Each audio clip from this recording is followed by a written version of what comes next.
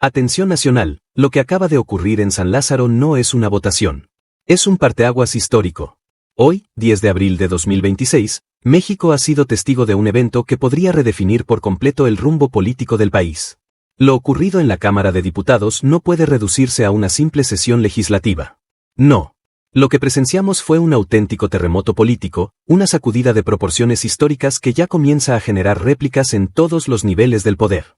Con una mayoría aplastante de 377 votos a favor, el bloque oficialista ha consumado lo que muchos analistas ya anticipaban, pero pocos dimensionaban en su verdadera magnitud: la aprobación del llamado Plan B, una reforma constitucional que altera de raíz las reglas del juego político en México. Este resultado no solo representa una victoria legislativa. Representa, para muchos, el golpe más contundente que ha recibido el antiguo régimen en décadas. La oposición, encabezada por el PAN y el PRI, no solo fue derrotada, fue completamente rebasada. Fuentes dentro del recinto describen un ambiente de desconcierto, de incredulidad, incluso de pánico político. La sensación es clara: están frente a una maquinaria legislativa que no solo avanza, arrasa. Lo ocurrido en San Lázaro no fue un debate. Fue una confrontación directa, un choque frontal de proyectos de nación que dejó en evidencia la profunda fractura del sistema político mexicano. Durante más de 4 horas y media, el Pleno se convirtió en un campo de batalla. Discursos encendidos, acusaciones cruzadas, señalamientos explosivos que subían de tono minuto a minuto. Hubo momentos en los que el orden estuvo a punto de colapsar. La presidenta de la mesa directiva, Kenia López Rabadán, tuvo que intervenir en múltiples ocasiones para contener la tensión. Incluso, en un hecho poco común, solicitó al canal del Congreso enfocar directamente los rostros de los legisladores, evidenciando la intensidad del momento. Gestos de furia, miradas desafiantes y una polarización que ya no se oculta, se exhibe. Pero más allá del espectáculo político, los números son demoledores. 377 votos a favor contra apenas poco más de 100 en contra. Esa cifra no es solo un resultado, es un mensaje. Es la confirmación de que el bloque de la llamada Cuarta Transformación, integrado por Morena, el Partido del Trabajo y el Partido Verde, no solo mantiene el control, sino que ha logrado expandir su influencia de manera estratégica. Y aquí viene uno de los puntos más delicados y alarmantes de toda esta operación política: la incorporación de Movimiento Ciudadano como aliado clave en esta votación. Este movimiento, que hasta hace poco se posicionaba como una alternativa independiente, ha cambiado completamente el tablero político. Su respaldo permitió consolidar una mayoría aún más sólida, dejando a la oposición tradicional en una posición prácticamente irrelevante dentro del Congreso. El resultado es contundente: PAN y PRI quedaron aislados, debilitados y sin capacidad real de frenar las reformas estructurales que vienen en camino. Pero lo verdaderamente alarmante no termina ahí. Porque esta reforma no es menor. No es un ajuste técnico. Es una modificación profunda a los artículos 115, 116 y 134 de la Constitución, pilares fundamentales del funcionamiento político y administrativo del país. Expertos advierten que estos cambios podrían reconfigurar el equilibrio entre los poderes locales y federales, el control del gasto público y, sobre todo, las reglas del juego electoral y de gobernabilidad. Mientras el oficialismo celebra lo que consideran el fin de privilegios y una transformación necesaria, la oposición lanza una advertencia que resuena con fuerza. Esto es un golpe a la democracia. Las acusaciones no se hicieron esperar. En uno de los momentos más tensos de la sesión, legisladores opositores cruzaron una línea peligrosa al calificar a integrantes del bloque oficialista como narcopolíticos, desatando una ola de indignación, gritos y confrontaciones directas en el Pleno. El nivel de polarización alcanzado en esta sesión no tiene precedentes recientes. Y aquí es donde la historia se vuelve aún más relevante. Porque lo que estamos viendo no es un hecho aislado. Es parte de una estrategia mucho más amplia.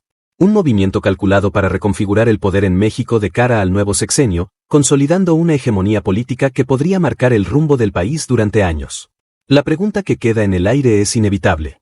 ¿Estamos frente a una transformación histórica que fortalece al Estado, o ante el inicio de una concentración de poder sin contrapesos? Lo cierto es que, a partir de hoy, el escenario político en México ha cambiado. Y las consecuencias, apenas comienzan. La estrategia detrás del golpe: transparencia forzada y reconfiguración del poder local. Lo que ocurrió en el Pleno no fue casualidad. Fue deliberado. Calculado. Diseñado para ser visto. Querían que México lo presenciara sin filtros. Que cada ciudadano fuera testigo directo de la crudeza del enfrentamiento. Que quedara grabado, sin posibilidad de distorsión, quienes defendían, según el discurso oficial, un sistema de privilegios, y quienes impulsaban un cambio que, aseguran, nació del mandato popular en las urnas. Porque esto, hay que decirlo con toda claridad, no es un simple ajuste legislativo. Es la materialización de una promesa de campaña. Es la ejecución de un proyecto político que durante años fue considerado inviable. Es, en palabras del propio oficialismo, la austeridad republicana llevada hasta sus últimas consecuencias. Pero entonces surge la pregunta clave, la que divide al país. ¿Qué contiene realmente este llamado Plan B? ¿Y por qué ha desatado una tormenta política de tal magnitud?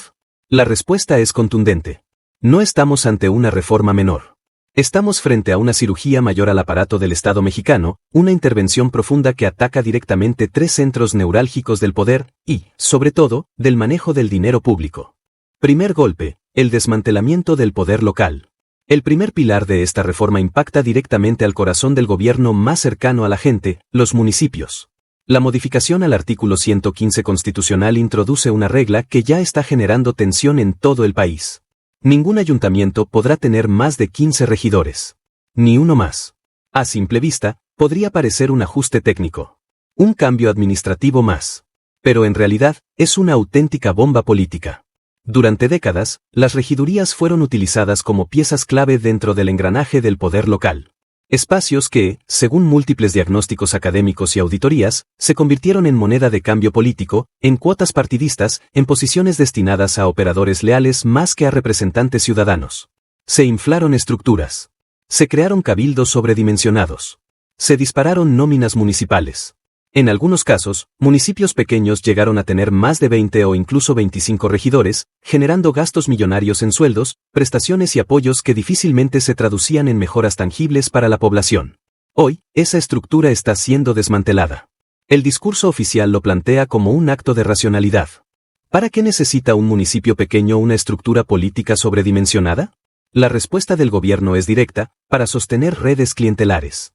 Al imponer un límite de 15 regidores, se obliga, según esta visión, a construir gobiernos municipales más ágiles, más eficientes y, sobre todo, más baratos. Pero detrás de esta medida hay un efecto aún más profundo, y para algunos, más preocupante. Se está golpeando directamente la base territorial de los partidos tradicionales. Se reduce su capacidad de operación local. Se limita su estructura política en calle. Se debilita uno de sus principales mecanismos de movilización electoral. Para el bloque mayoritario, esto es limpiar la casa. Para la oposición, es desmantelar los contrapesos desde abajo. Segundo golpe, el cerco financiero a los congresos estatales. Pero si el primer pilar sacude a los municipios, el segundo golpe va directo al corazón del poder legislativo en los estados. La reforma al artículo 116 constitucional introduce una medida que ya es calificada por especialistas como una de las más agresivas en materia de control presupuestal en décadas. Los congresos estatales no podrán gastar más del 0.70% del presupuesto total de su entidad. Bajo ninguna circunstancia. Una cifra aparentemente pequeña, pero con consecuencias gigantescas. Actualmente, el promedio de gasto de los congresos locales ronda el 0.73% del presupuesto estatal. Esa diferencia mínima de 0.03% puede parecer insignificante, pero en términos reales representa miles de millones de pesos a nivel nacional. Estamos hablando de recortes que impactarán directamente en asesores legislativos, estructuras administrativas, bonos y prestaciones, gastos de representación, vehículos oficiales y privilegios operativos. El mensaje del gobierno es claro, directo y sin matices. Se acabó la opulencia en los congresos locales. Desde la lógica de la austeridad republicana, esta medida busca alinear a los legisladores con la realidad económica del país. Bajo esta narrativa, no puede existir una clase política viviendo con privilegios mientras amplias zonas del país enfrentan carencias estructurales. Pero aquí es donde el debate se vuelve más delicado. Porque mientras el oficialismo habla de eficiencia y justicia social, la oposición advierte sobre un riesgo real. La debilitación operativa de los poderes legislativos estatales. Menos recursos podrían traducirse en menor capacidad técnica para legislar. Reducción en la fiscalización del gasto público. Dependencia indirecta del poder ejecutivo estatal. Y eso, para muchos analistas, abre una pregunta inquietante. ¿Se está combatiendo el despilfarro, o se está limitando la autonomía de los congresos? El mensaje de fondo, se acabó la fiesta. Más allá de los tecnicismos, lo que esta reforma transmite es un mensaje político contundente. Se terminó el modelo de privilegios. Se terminó el uso del poder público como herramienta de beneficio personal. Se terminó, según esta narrativa, la vieja forma de hacer política. El gobierno sostiene que cada peso ahorrado será redirigido a infraestructura básica, programas sociales, desarrollo regional, atención a sectores vulnerables. Es decir, una redistribución del gasto desde la élite política hacia la base social. Pero la gran interrogante sigue en el aire. ¿Estamos ante una transformación histórica que hará más eficiente al Estado, o frente a una concentración de poder que podría debilitar los equilibrios democráticos? Lo que es un hecho, y esto es innegable, es que las decisiones tomadas hoy ya están generando consecuencias. Y esas consecuencias apenas comienzan a sentirse. El golpe final, el tope salarial que sacude a las élites. Pero si los dos primeros pilares ya generaban tensión, el tercero ha detonado una auténtica tormenta política. Porque aquí ya no se trata solo de estructuras, ni de presupuestos, sino de privilegios directamente vinculados al poder. El tercer eje de esta reforma, la modificación al artículo 134 constitucional, ha sido calificado por diversos sectores como la pieza más explosiva de todo el paquete legislativo. Y no es para menos. La nueva disposición establece, sin margen para interpretaciones. Ningún funcionario público en materia electoral, ya sea consejero de institutos electorales o magistrado de tribunales electorales, podrá percibir un salario superior al del presidente de la República. Así de claro. Así de contundente. Con esto, el gobierno pone fin, al menos en el papel, a una práctica que durante años generó indignación social. Los llamados sueldos de élite dentro de los órganos autónomos. Durante décadas, estos funcionarios llegaron a percibir ingresos que, en algunos casos, duplicaban o incluso triplicaban el salario del titular del Ejecutivo Federal, generando una percepción creciente de desconexión entre la clase burocrática y la realidad del país. Hoy, esa brecha busca cerrarse por decreto. El mensaje político es directo, frontal y profundamente simbólico. El servicio público no es un negocio. Es una responsabilidad. Bajo esta lógica, quien aspire a enriquecerse deberá hacerlo en la iniciativa privada. Pero quien decida formar parte del Estado, deberá aceptar un sueldo acorde con la realidad económica nacional. En tribuna, el diputado Amadeo Espinosa Ramos lo resumió en una frase que ya resuena con fuerza en el debate público. Se está desmontando una estructura de privilegios que se enquistó durante décadas. Para el bloque oficialista, no se trata de revancha política. Se trata, afirman, de ética pública. De convertir en norma lo que durante años fue solo discurso. No puede haber gobierno rico con pueblo pobre. La respuesta de la oposición, entre la negación y la alarma. Pero mientras el oficialismo celebra, la oposición ha encendido todas las alarmas. Y no es para menos. Porque lo que está en juego no solo es dinero, es poder, control y capacidad de operación política. El PRI y el PAN han salido con una estrategia clara, desacreditar el impacto real de la reforma. Su argumento central es contundente. Los ahorros que presume el gobierno son una ilusión. Son cifras infladas, maquilladas, sin impacto real.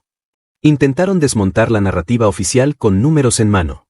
Por ejemplo, respecto al límite de regidores, señalaron que solo 59 municipios en todo el país, aproximadamente el 2.4%, tienen actualmente más de 15 regidores. La medida eliminaría alrededor de 703 posiciones. Y el ahorro estimado sería de apenas poco más de $500,000 por municipio. Para ellos, una cifra marginal. Irrelevante. Insuficiente para justificar una reforma constitucional. Pero aquí es donde el debate se vuelve más profundo y más tenso. Porque lo que la oposición presenta como un dato técnico, el oficialismo lo ha convertido en un argumento político de alto impacto. No se trata solo del ahorro inmediato. Se trata de cerrar la puerta hacia el futuro. De impedir que los municipios vuelvan a inflar sus estructuras. De cortar de raíz una práctica que, durante años, permitió construir redes de control político a nivel local. Y aquí surge un punto que ha encendido aún más la confrontación. Cuando la oposición calificó como insignificante ese ahorro, la respuesta del bloque mayoritario fue demoledora. Para un municipio olvidado, $500,000 no es insignificante, es la diferencia entre tener una calle pavimentada o seguir en el abandono. El argumento golpeó directo en la narrativa pública. Porque más allá de las cifras, lo que está en juego es la percepción del valor del dinero público. El choque de narrativas, austeridad versus autonomía. El Partido Acción Nacional reforzó la ofensiva con otro frente. El recorte al gasto de los congresos estatales. Según sus cálculos, la medida solo afectaría a 16 de las 32 entidades federativas, generando un ahorro aproximado de $180 millones. Y entonces vino la frase que incendió el Pleno: y que ya se perfila como uno de los momentos más polémicos de la sesión. Ese dinero no alcanza ni para tapar un bache. La reacción fue inmediata. Desde el bloque oficialista llegó una respuesta que no solo buscó contradecir, sino exhibir. Durante décadas ustedes crearon los baches con su corrupción, y ahora se burlan del primer paso para empezar a repararlos. El choque no fue solo político. Fue simbólico. Fue emocional. Porque en el fondo, lo que se está disputando no son cifras. Son visiones completamente opuestas del Estado. Para la oposición, se está debilitando la estructura institucional.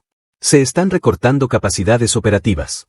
Se está poniendo en riesgo la autonomía de los órganos. Para el gobierno, se está eliminando el despilfarro. Se está recuperando el sentido del servicio público. Se está haciendo justicia con el dinero del pueblo. La acusación más grave, ¿un golpe a la democracia? Pero el argumento más delicado, el más explosivo, el que podría marcar el rumbo del debate nacional en los próximos meses, es el que la oposición ha colocado como su última línea de defensa. Este plan B, dicen, no es una reforma administrativa. Es un atentado contra la democracia. Advierten que limitar recursos, estructuras y salarios podría derivar en instituciones más débiles, menor capacidad de fiscalización y una creciente concentración de poder. Un escenario que, según ellos, podría erosionar los contrapesos que sostienen al sistema democrático. Del otro lado, la respuesta es igual de contundente. No se está destruyendo la democracia, se está desmontando un sistema que la simulaba. Y así, México entra en una nueva fase. Una donde cada decisión ya no solo se debate en el Congreso, sino en la opinión pública, en las calles, y en la percepción de millones de ciudadanos. Porque lo que está en juego ya no es solo una reforma. Es el modelo de país que se está construyendo. El punto de quiebre, acusaciones, polarización y el riesgo de ruptura institucional. La tensión no solo se sintió, se desbordó. En medio del debate, una de las voces más visibles de la oposición, Emilio Suárez Licona, lanzó una acusación directa que encendió todas las alarmas. El gobierno, dijo, no está reformando el Estado, está intentando reconfigurarlo bajo un esquema de poder centralizado. Advirtió que estas modificaciones no son inocentes. Que detrás del discurso de austeridad se esconde una intención más profunda. Debilitar a los organismos electorales autónomos, incluido el Instituto Nacional Electoral y sus equivalentes estatales, reducir su capacidad operativa, y abrir la puerta a un sistema donde la certeza electoral podría quedar comprometida. El mensaje fue claro y alarmante. Se está poniendo en riesgo la equidad en las futuras elecciones. Así se instala una narrativa que ya comienza a tomar fuerza en ciertos sectores. La idea de que México podría estar entrando en una fase de concentración de poder, incluso con tintes autoritarios. Dos versiones de la realidad, democracia fortalecida o control político. Pero del otro lado del pleno, la respuesta fue igual de contundente. Para el gobierno, estas acusaciones no son más que una cortina de humo. Un intento, afirman, de desviar la atención del verdadero problema. El despilfarro sistemático que durante años caracterizó a la burocracia electoral. La defensa oficial gira en torno a una pregunta que resuena con fuerza. ¿Por qué la democracia en México tiene que ser una de las más caras del mundo? ¿Por qué los árbitros electorales deben ganar más que el propio jefe del Estado? La respuesta que plantean redefine completamente el debate. La autonomía no está en el salario, está en la imparcialidad. Bajo esta lógica, un funcionario puede ser independiente, profesional y justo, sin necesidad de percibir ingresos estratosféricos. Incluso van más allá. Acusan a la oposición de haber construido una narrativa equivocada. Confundir autonomía con autarquía. Es decir, convertir a los organismos electorales en entidades intocables, desvinculadas del resto del Estado, con privilegios que, según esta visión, ya no son sostenibles. Lo que para la oposición es un ataque a la certeza electoral, para el gobierno es algo mucho más simple. Poner orden en el gasto público. El momento de ruptura, cuando el debate se convierte en confrontación. Y entonces, ocurrió lo inevitable. El debate dejó de ser técnico. Dejó de ser jurídico. Y se convirtió en algo mucho más visceral. Desde las curules de la oposición se escuchó una acusación que marcó el punto de no retorno. Narcopolíticos. El señalamiento, dirigido a legisladores de Morena, detonó una reacción inmediata. El pleno estalló. Gritos, reclamos, descalificaciones cruzadas. El ambiente se volvió irrespirable. Para el bloque mayoritario, ese momento no fue un exceso aislado, fue una señal inequívoca. La oposición había agotado sus argumentos. Cuando la razón se termina, comienza el insulto, respondieron. Y desde ese instante, el debate dejó de ser un intercambio de ideas. Se convirtió en la representación de dos proyectos de país irreconciliables. Dos Méxicos que ya no solo discrepan, sino que han dejado de escucharse. El plan detrás del plan, una estrategia en 3 movimientos. Pero si algo queda claro al analizar cada pieza de esta reforma, es que no estamos frente a decisiones aisladas. Esto, según múltiples interpretaciones, responde a un diseño mucho más amplio. Un plan estructurado, progresivo y profundamente estratégico. Un jaque mate político en 3 movimientos. Movimiento 1. Desmantelar la estructura territorial de la oposición. Al limitar regidores, artículo 115, y recortar presupuestos legislativos, artículo 116, se reduce su capacidad de operar, financiarse y sostener redes políticas en el territorio. El golpe es directo y profundo. Se ataca la base. Movimiento 2. Redefinir el papel de los árbitros electorales. Con el tope salarial del artículo 134, se envía un mensaje inequívoco. Los órganos electorales no son una élite, son parte del Estado.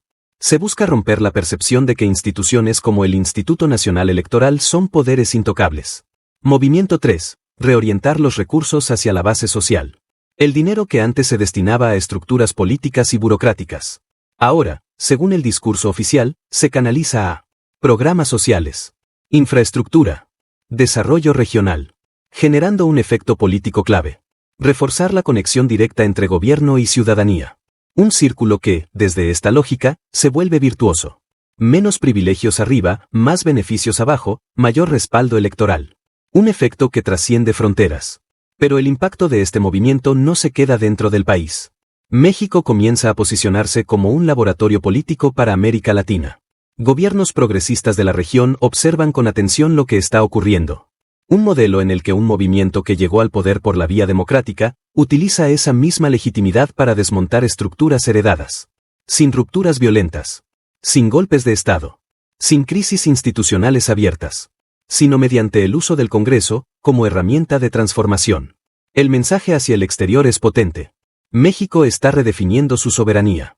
Está enviando señales a organismos financieros internacionales, calificadoras de riesgo, potencias extranjeras, de que las decisiones clave se toman dentro del país. El escenario final, una oposición contra las cuerdas. Y entonces surge la pregunta inevitable. ¿Qué le queda a la oposición? La respuesta no es alentadora. Su margen de maniobra se ha reducido drásticamente. El siguiente paso será predecible. Acudirán a la Suprema Corte de Justicia de la Nación. Interpondrán acciones de inconstitucionalidad. Buscarán frenar la reforma en el terreno judicial. Será su última carta. Pero incluso si logran avances parciales, el golpe político ya está dado. Porque la cifra lo dice todo. 377 votos. Un número que, más allá de lo legislativo, se convierte en símbolo de algo más grande. Un mandato político que difícilmente puede ser ignorado. La narrativa ya está instalada. Para millones, la oposición no defendió instituciones, defendió privilegios. Y en política, cuando pierdes esa batalla narrativa, lo demás se vuelve cuesta arriba. El nuevo orden, consolidación total del poder. Lo que viene ahora, es aún más determinante que lo que ya ocurrió. El futuro inmediato apunta a una consolidación acelerada del poder del Ejecutivo entrante. Con esta reforma ya aprobada, la próxima presidenta de México tendrá un escenario político radicalmente distinto al de sus antecesores. Menos contrapesos en los estados. Menor resistencia de los órganos electorales. Y un margen presupuestal más amplio para impulsar sus programas sociales. El tablero ha cambiado, y lo ha hecho de forma profunda. Lo que estamos presenciando no es una simple transición de gobierno. Es la configuración de un nuevo orden político.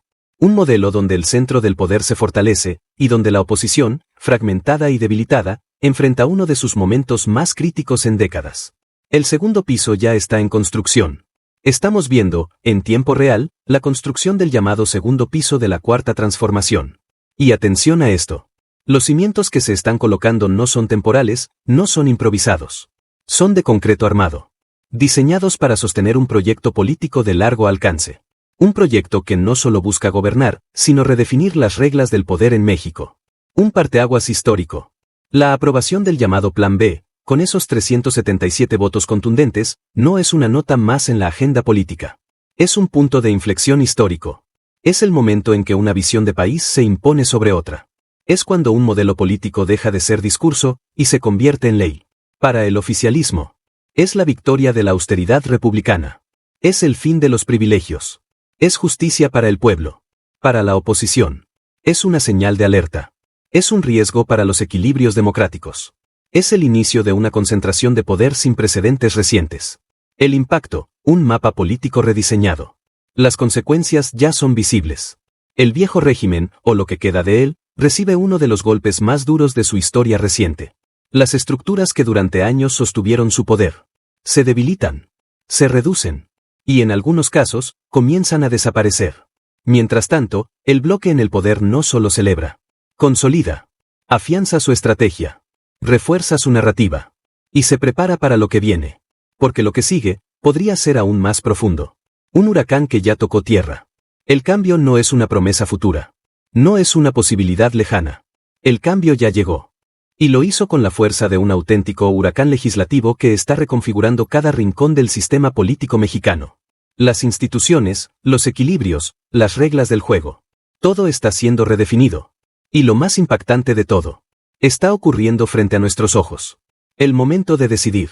Ahora la pregunta ya no es qué está pasando.